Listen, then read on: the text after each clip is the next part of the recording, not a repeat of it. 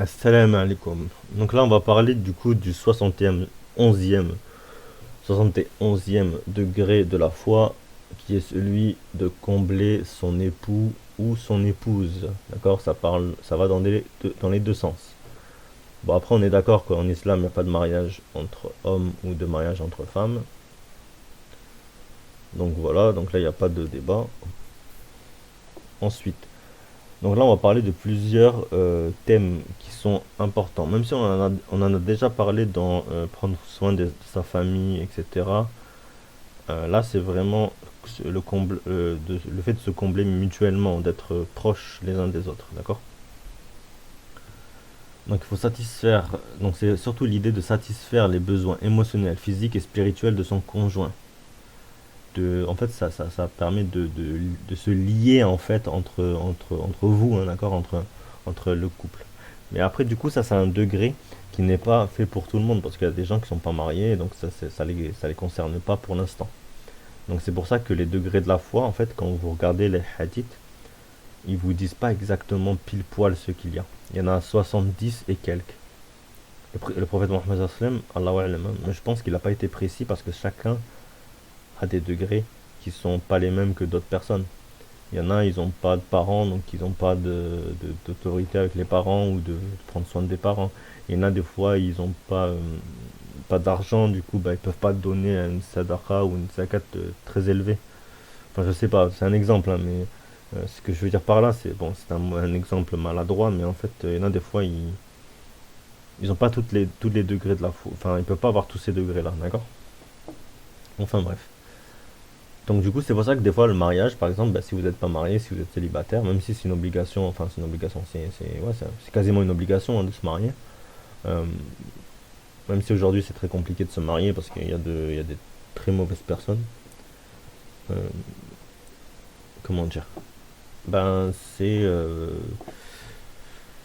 un degré qui ne concerne pas tout le monde. Voilà. Donc bref, là, ceci étant dit, alors on va passer aux différents points. Alors, la compréhension mutuelle. Le mariage en islam est fondé sur la compréhension mutuelle entre les conjoints. Les musulmans sont encouragés à être attentifs aux besoins et aux désirs de leur partenaire. Donc il y a de la communication. D'accord? C'est le point suivant. Une communication ouverte et honnête est essentielle pour combler son conjoint. Les musulmans sont encouragés à exprimer leurs sentiments, les préoccupations et leurs attentes de manière respectueuse. Malheureusement, moi après je parle en tant qu'homme, hein, je vais parler. Il y a beaucoup de femmes qui ne disent pas ce qu'elles veulent. Et elles attendent le mauvais moment pour péter, pour exploser, bah ça c'est lié aussi hein, peut-être à l'humilité et à l'orgueil, à l'ego, donc surtout l'ego peut-être, et même les hommes, hein, des fois il y a des hommes qui savent pas parler, hein, ils savent pas communiquer. Et je pense que c'est très important du coup de savoir communiquer, de savoir parler, de savoir bien faire les choses dans la communication, d'accord? Ne pas attendre trop longtemps pour parler, mais vous attendre un petit peu pour voir si c'est pas quelque chose qui est juste en vous, un truc à éliminer, donc si c'est vraiment un truc très important. Voilà.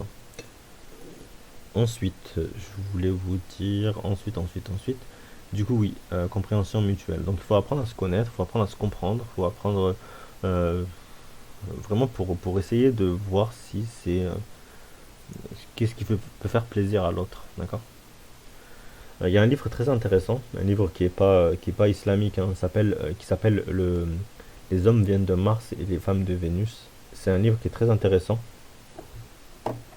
C'est un livre qui est très très intéressant et en fait, ça parle des relations entre les hommes et les femmes, qu'en fait les hommes et les femmes ne se comprennent pas parce qu'ils ne réfléchissent pas pareil. Sauf que en fait, on se rend compte qu'une femme a besoin d'évoluer dans le sens où elle communiquera c'est vraiment ce qu'elle veut, et qu'un homme en fait, il ne doit pas se renfermer tout le temps dans sa caverne. Parce qu'un homme se renferme en fait dans la caverne quand vraiment, c'est l'expression qui est utilisée dans le livre, hein. Il s'enferme dans une caverne quand il veut pas parler d'un truc, d'accord? Et la fille en fait, elle a besoin de savoir que l'homme y parle. Sauf que l'homme il veut pas parler, d'accord? Et des fois, les femmes, en fait, elles ont besoin, en gros, je vous résume un peu le livre, hein. Les femmes, elles ont besoin de parler des fois pour avoir un soutien émotionnel. On va en parler dans le prochain point.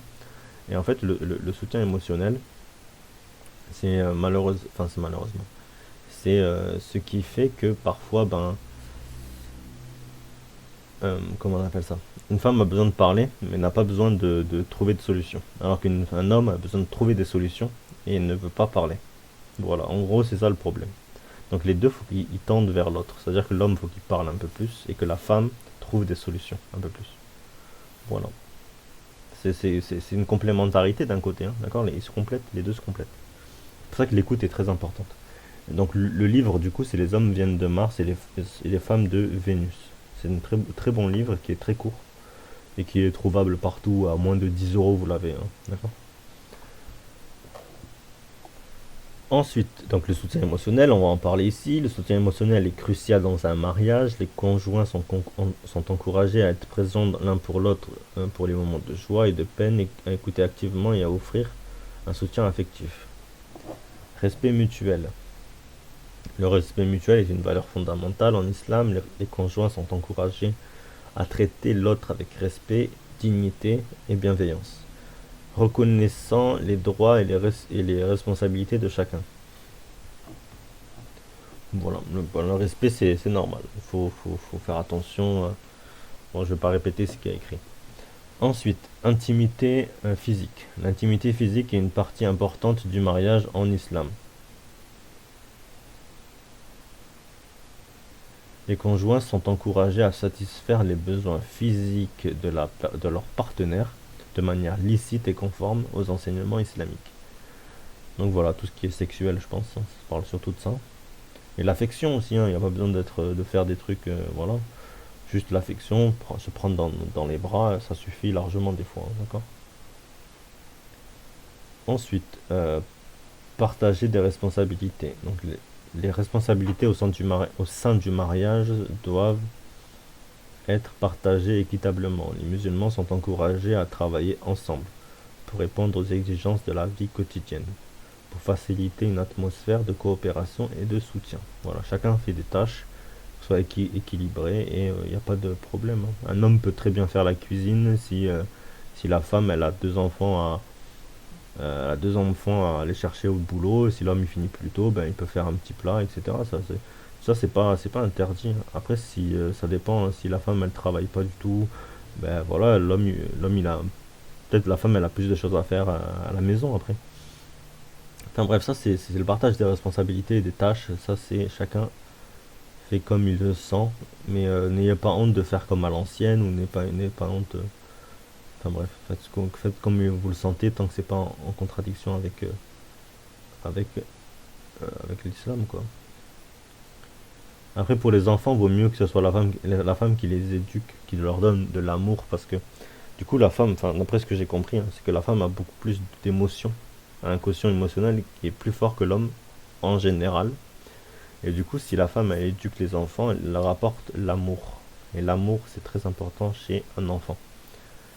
Et l'homme, en fait, c'est un peu l'autorité. Donc, en fait, après, c'est lui qui doit punir, c'est lui qui doit. En gros, c'est ça, hein. Mais après, bon, l'homme, il peut avoir de l'amour aussi, il peut faire bien les choses. Enfin, voilà. Il faut de l'autorité quand même. Après, chacun ça, vous avez des livres qui en parlent mieux que moi, parce que moi, j'en parle très très mal. Mais voilà, enfin, regardez ça sur internet et vous trouverez. Appréciation et gratitude. L'appréciation et la gratitude jouent un rôle crucial dans le mariage. Les conjoints sont encouragés à exprimer leur reconnaissance pour les efforts de l'autre, créant ainsi une atmosphère positive. Voilà. Appréciation et gratitude. L'appréciation et donc là, je comme ça, dans le mariage, les conjoints sont encouragés à exprimer leur reconnaissance pour les efforts. Ça, c'est intéressant, la gratitude. Il faut être reconnaissant. Ça, on en parlait dans le degré de la reconnaissance, c'est très important. La prière commune ensuite. La prière commune est recommandée en islam. Les conjoints peuvent prier ensemble, chercher la bénédiction d'Allah par le mariage, pour leur mariage et leur relation. Voilà. Éduquer, et bon ça après la prière commune, enfin bref, chacun fait comme il le sent, hein, si vous vous forcez pas à le faire. Euh, Là je vais parler d'un truc, parce que j'y pense, mais tout ce qui est à s'afficher sur les réseaux sociaux, franchement ne le faites jamais. Si vous voulez que votre mariage dure 2 mois, faites-le si vous voulez. Si vous voulez être triste, faites-le.